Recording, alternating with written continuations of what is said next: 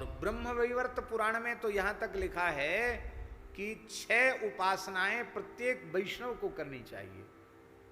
क्यों? बोले तब वो लक्ष्य तक पहुंच पाएगा। कई बार कई स्थानों पर ब्रह्मवैवर्त पुराण में यह बात आई है। साधन पथ के सारे विघ्न समाप्त हों, इसके लिए गणेश जी का स्मरण करना चाहिए, क्योंकि विघ्नराज हैं, विघ्न विनायक हैं।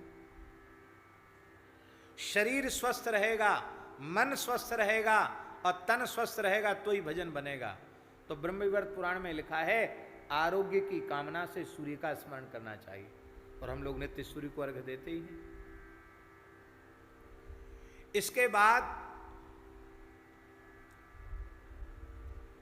हमारे भीतर शक्ति ही नहीं है। शक्ति जानते हो? नहीं जानते हो? आचार्य जी पहलवान जी हैं, बहुत बड़े मोटे तगड़े, और बीमार पड़ गए। अब यहाँ नाक पे मक्खी बैठ गई, भगा ही नहीं पाते। बड़े से बड़े पहलवान को पटक देते हैं, नाक पे मक्खी बैठी नहीं भगा पाते। अरे पहलवान जी क्या हुआ? मुख पर मक्खियां भनभना रही, उड़ाते नहीं हो। क्या करें, शक्ति नहीं है। व्यक्ति तो वही है, पर व्यक्ति में शक्ति नहीं है, वो कुछ नहीं कर सकता। शक्ति बहुत जरूरी है।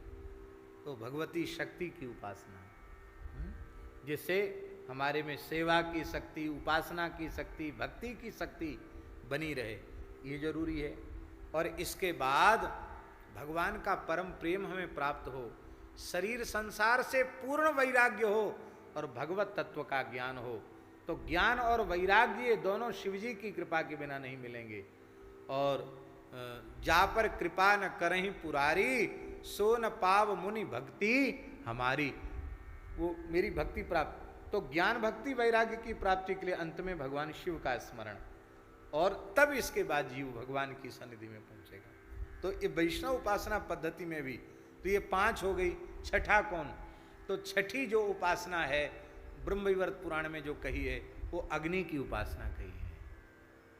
अग्नि को ही बार बार वहां स्मरण किया है, कहा अग्नि का पूजन, अग्नि में आहुति अवश्य देनी चाहिए, ये बात कही।